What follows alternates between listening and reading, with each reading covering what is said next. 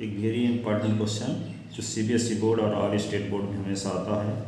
ये क्वेश्चन क्या है? ए pair of dice is throne 3 times, find the probability distribution of number of getting doublet. Doublet का मतलब ये हुआ कि दो पासों को एक साथ उछालो। दो पासों को एक साथ जब थ्रो करोगे तो पहले पासे में जो डिजिट आए दूसरे में भी वही आए। जैसे 1 आया पहले में तो दूसरे में भी 1 आ गया, पहले में 2 आया तो दूसरे में भी 2 आ गया, पहले में 3 आया तो दूसरे में भी 3 आ गया। तो इसको हम डबलेट कहते हैं, ठीक है। तो डबलेट आने की प्रोबेबिलिटी, डबलेट आने की यानी एक पासे को 3 बार उछालने का चांस दिया जाता है। तो डबलेट आने की प्रोबेबिलिटी डिस्ट्रीब्यूशन फाइंड करना है, ठीक है। तो इसका मतलब ये हुआ कि डबलेट आने की इवेंट को हम डबलेट आने की नंबर को कैपिटल एस से डिनोट करें। किससे डिनोट करें? कैपिटल एस से। तो एस की वैल्यू पूर्णतः चांस पर डिपेंड करेगी, चांस फैक्टर पर डिपेंड करेगी, क्योंकि एस के मान के विषय में अग्रिम भविष्यवाणी नहीं कर सकते। ये नहीं कह सकते कि एस की वैल्यू 1 आएगी तो फिर हम उसको थ्रो करें तो वही एक ही कंडीशन आ जाए। एक का मतलब ये हुआ कि 3 बार जब चांस दिया जाए तो केवल एक बार डबलेट आए, ठीक है। x बराबर 0 का अर्थ हुआ कि 3 बार जब चांस दिया गया तो पहली बार भी डबलेट नहीं आया, दूसरी बार भी डबलेट नहीं आया, तीसरी बार भी डबलेट नहीं आया। इसका मतलब क्या हुआ? s की वैल्यू 0 है। s की वैल्यू 1 होने का मतलब ये होगा 3 चांस में से किसी एक बार डबलेट आ गया। s इक्वल टू 2 का अर्थ ये हुआ कि 3 बार में से किन्हीं 2 बार डबलेट आ गया। s इक्वल टू 3 का अर्थ ये हुआ कि पहली बार भी डबलेट आ गया, दूसरी बार भी डबलेट आ गया, तीसरी बार भी डबलेट आ गया, ठीक है। तो s की जो वैल्यू हो सकती है, s की वैल्यू 0 हो सकती है, 1 हो सकती है, 2 हो सकती है, 3 हो सकती है। तो s इक्वल टू 0 की करस्पॉन्डिंग हम प्रोबेबिलिटी निकालेंगे, s इक्वल टू 1 की करस्पॉन्डिंग प्रोबेबिलिटी निकालेंगे, s इक्वल टू 2 की करस्पॉन्डिंग प्रोबेबिलिटी निकालेंगे, s इक्वल टू 3 की करस्पॉन्डिंग प्रोबेबिलिटी निकालेंगे और एक टेबल में लिखेंगे s की वैल्यू और उसकी करस्पॉन्डिंग प्रोबेबिलिटी को। उसी को कहेंगे रैंडम वेरिएबल s का probability distribution, random variable s का प्रोबेबिलिटी डिस्ट्रीब्यूशन कहेंगे, ठीक है। तो अब इसको सॉल्व करते हैं, देखिए क्वेश्चन को। तो सॉल्व करने के लिए क्या करेंगे?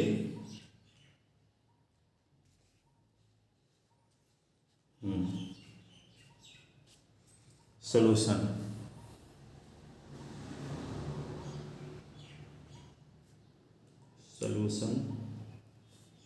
ए pair of dice is throne then total number of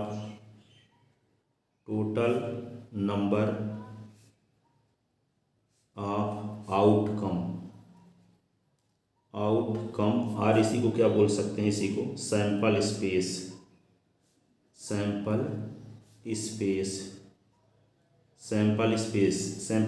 किससे डिनोट करते हैं हम? इस सैंपल स्पेस को हम यस से डिनोट करते हैं। तो यस इज इक्वल टू क्या होगा?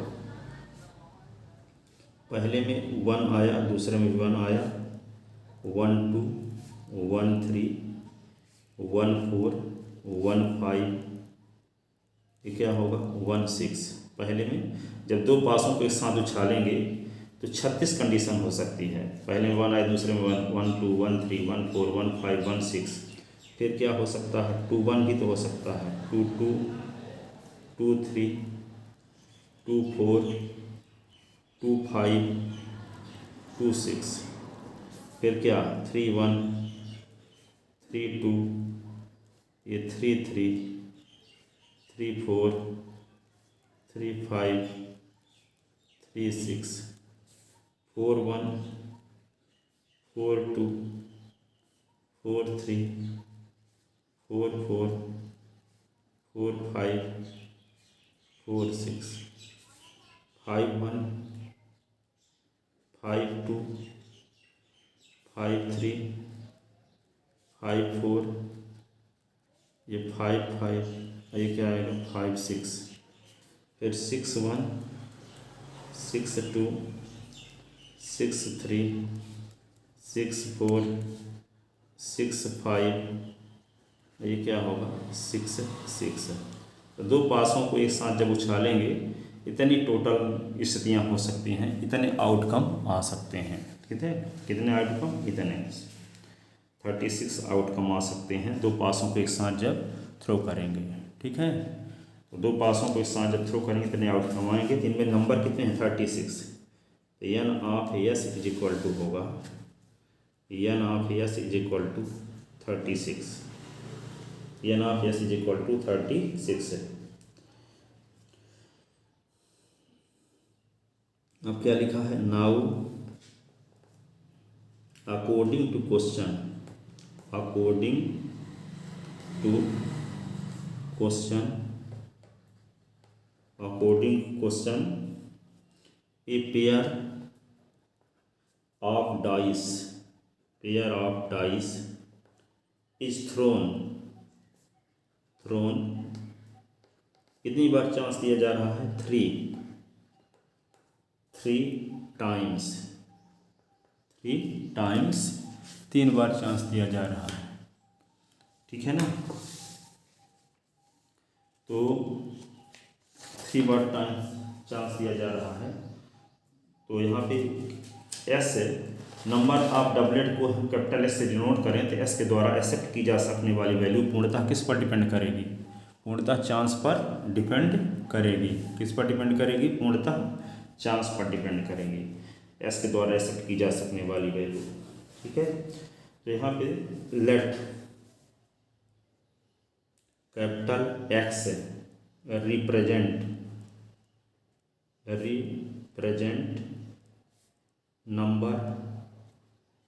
नंबर ऑफ डबलेट,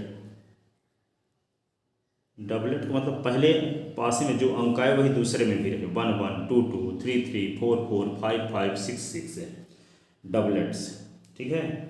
तो यहाँ पे क्लियरली एस के द्वारा, क्लियरली एस की वैल्यू क्या हो सकती है, एस इज इक्वल टू 0 का अर्थ ये हुआ कि पहले बार भी 3 बार चांस दिया गया दो पासों को उछालने के लिए, दो पासे एक साथ लेकर के उछालने का दिया, एक बार 3 बार चांस दिया गया। तो पहली बार भी डबलेट नहीं आया, दूसरी बार भी डबलेट नहीं आया, तीसरी बार भी डबलेट नहीं आया, इसका मतलब 0 बार सफलता हाथ लगी, यानी एस बराबर 0, ठीक है। फिर एस की value S is equal to 1 का अर्थ 3 बार में से किसी एक बार डबलेट आ गया, एस इज इक्वल टू 2 का मतलब ये हुआ कि 3 बार में से 2 बार डबलेट आ गया, एस इज इक्वल टू 3 का अर्थ ये कि 3 बार में से तीनों बार डबलेट आ गया, पहली बार भी, दूसरी बार भी, तीसरी बार, ये बड़े भाग से होगा, ठीक है। हियर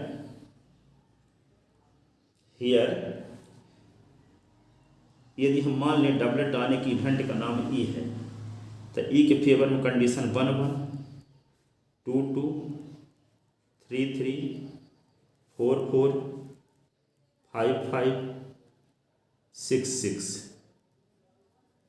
ठीक है। तो यहाँ पे n of E is equal to 6। Probability of getting doublet, probability of getting doublet, doublets आने की प्रोबेबिलिटी क्या है, P of E is equal to n of E upon n of S. तो एन ऑफ ई क्या है, यहाँ पे 6, N of S क्या है 36, तो यहाँ पे क्या होगा 1/6, ये हुआ, ठीक है ना। आप क्या करेंगे, तो डबलेट आने की प्रोबेबिलिटी तो ये हो गई, द प्रोबेबिलिटी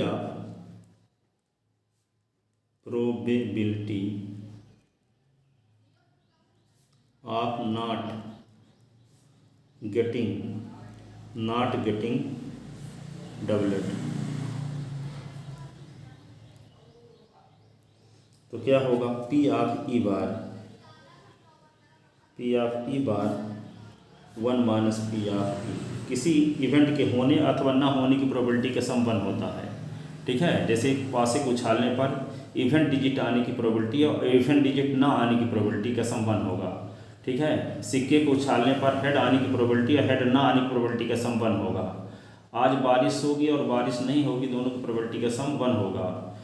ताश की गड्डी में से एक पत्ता खींचा जाता है तो चिड़ी का ताश आने की प्रोबेबिलिटी और चिड़ी का ताश ना आने की प्रोबेबिलिटी का सम 1 होगा। चिड़ी का ताश आने की प्रोबेबिलिटी 13/52, चिड़ी का ताश ना आने की प्रोबेबिलिटी 39/52। दोनों को जोड़ेंगे तो क्या आएगा, 13 + 39 39, अपॉन 52 तो हो जाएगा 1m। ठीक है, तो कोई इवेंट है और उस इवेंट के होने और उस इवेंट के ना होने की प्रोबेबिलिटी का सम 1 होता है। तो P of E plus P of E bar is equal to 1, तो P of E bar is equal to 1 minus P of E. ठीक है, तो ये पी ऑफ ई बार यानी डबलेट ना आने की प्रोबेबिलिटी क्या होगी, 1 माइनस 1/6 इज इक्वल टू 5/6 है, 5/6 हो गया। ठीक है, अब यहाँ पे अब हम निकालते हैं कि P1 का मतलब ये हुआ कि जब रैंडम वेरिएबल s की वैल्यू 0 हो, इसका मतलब क्या हुआ कि पहली बार भी डबलेट नहीं आया, P ऑफ ई बार दूसरी बार भी नहीं आया, तीसरी बार भी नहीं आया। इसको क्या लिखेंगे, P of E bar, P of E bar, P of E bar. ठीक है, तो यहाँ पे क्या होगा 5/6, 5/6। ठीक है, 5/6 तो क्या आ जाएगा ये 125/216, ये हो गया P1 की वैल्यू। अब दूसरा कंडीशन ये है P2, तो P2 का मतलब ये हुआ कि जब random variable x1 value accept करे तो क्या होगा, P ऑफ एक बार डबलेट आ जाए, तो मान लो ई तो दोबारा नहीं आया और तिबारा नहीं आया, एक बार डबलेट आ गया। फिर P ऑफ पहली बार नहीं आया, दोबारा डबलेट आ गया, तीसरी बार नहीं आया, ये हुआ। फिर एक कंडीशन और हो सकती है कि पहली बार भी नहीं आया, दूसरी बार भी नहीं आया, तीसरी बार आ गया। तो एक बार तो आया, इसको लिख सकते हैं क्या, P of E bar plus P of E bar, P of E और P ऑफ ई बार। ठीक है, plus P of E bar, P of E bar और P ऑफ ई। ठीक है, तो यहाँ पे क्या आएगा, पहली कंडीशन में P ऑफ ई की वैल्यू क्या है 1/6, 5/6। दूसरे में 5/6, 1/6, 5/6। तीसरे में 5/6, 5/6 और 1/6। तो क्या होगा 25 यानी 75/216, ये P2 की वैल्यू आ गई। ठीक है, अब क्या निकालेंगे हम P3 की वैल्यू। P3 जब s की वैल्यू 2 हो सके, random variable s 2 value accept करे। ठीक है ना, तो यहाँ पे ये आ गया। अब हम निकालते हैं जब रैंडम वेरिएबल x है कौन सी वैल्यू एक्सेप्ट करे, s इज इक्वल टू कौन सी 2। तो यहाँ पे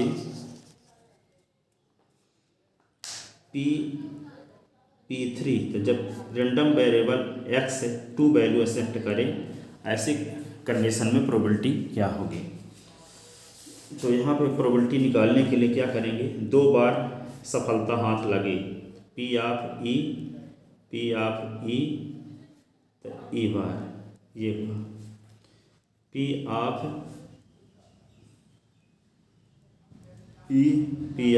ई बार, P ऑफ ई। पहली बार डबलेट आ गया, तीसरी बार आया, दूसरी बार नहीं आया। फिर एक और क्या हो सकता है, P ऑफ पहली बार नहीं आया और दूसरी बार आ गया और तीसरी बार भी आ गया, ये कंडीशन हो सकती है। पहली बार नहीं आया, दूसरी बार आया, तीसरी बार आया। अब इसी को क्या लिख सकते हैं, P of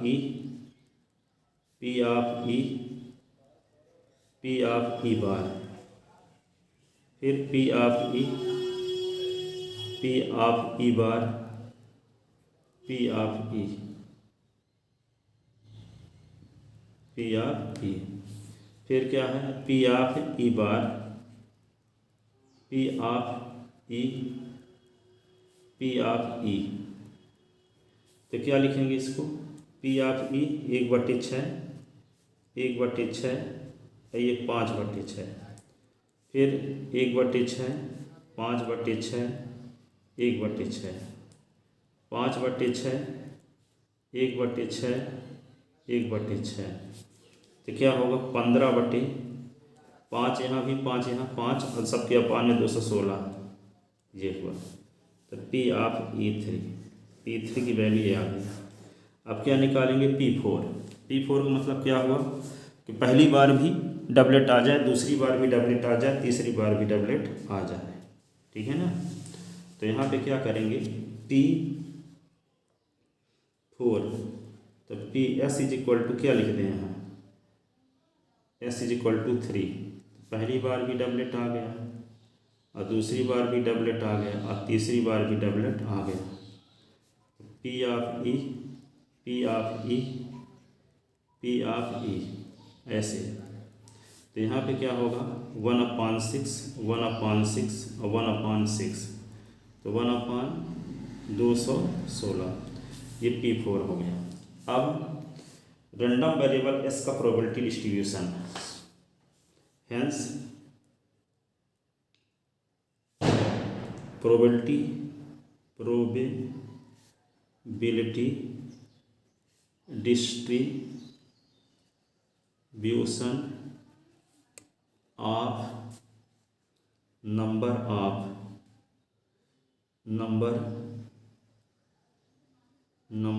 of doublet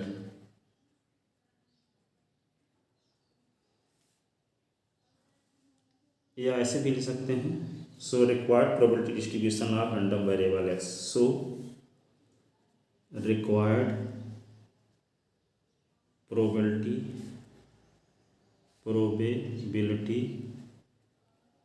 distribution of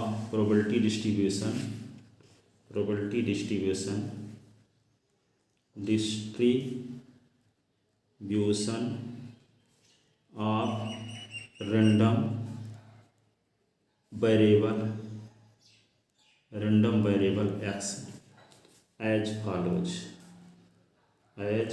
follows निम्नानुसार है। कैसे है, एक कॉलम में हम क्या लिखते हैं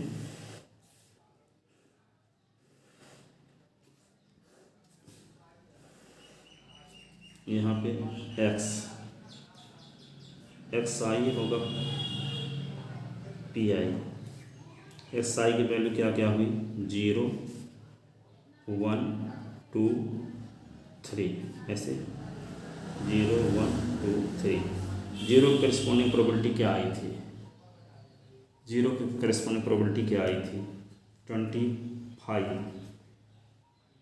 125/216। 1 की करस्पॉन्डिंग क्या आई थी, तो 1 की करस्पॉन्डिंग आई थी 75/216। ये फिर यहाँ पे 2 की करस्पॉन्डिंग क्या आई थी 15 अपान क्या आई थी 15/216। और इसमें क्या आया है 1/216। ये इसको जोड़ 215 या 216 भैया सिग्मा पी आई की वैल्यू क्या है P1 + P2 + P3 + P4, ठीक है। तो P1 sigma P i equal to P1 की वैल्यू क्या है 125/216, फिर 75/216, 15/216, 1/216। Sigma P i equal to क्या होगा 216/216, तो क्या आ जाएगा ये 1, ठीक है। तो समस्त प्रोबेबिलिटी का सम बना रहा है। तो ये रैंडम वेरिएबल एस का प्रोबेबिलिटी डिस्ट्रीब्यूशन है, ठीक है। डबलेट आने की नंबर का प्रोबेबिलिटी डिस्ट्रीब्यूशन, ठीक है। तो एक है 2 पासों को एक साथ है 3 बार उछालने का चांस दिया गया, तो डबलेट आने की नंबर का प्रोबेबिलिटी डिस्ट्रीब्यूशन हमको निकालना था, तो ये आ गया। तो आई होप आपके समझ में आया होगा। यदि ऐसा है तो ये वीडियो अधिक से अधिक स्टूडेंट को शेयर करें ताकि अधिक से अधिक स्टूडेंट का भला हो सके, जिनके पास सामर्थ्य नहीं है ट्यूशन पढ़ने का। खासकर कुछ लोग ऐसे भी होते हैं कि जो ट्यूशन पढ़ भी नहीं सकते, ठीक है। इसलिए अधिक से अधिक लोगों को शेयर करें। Thank you so much.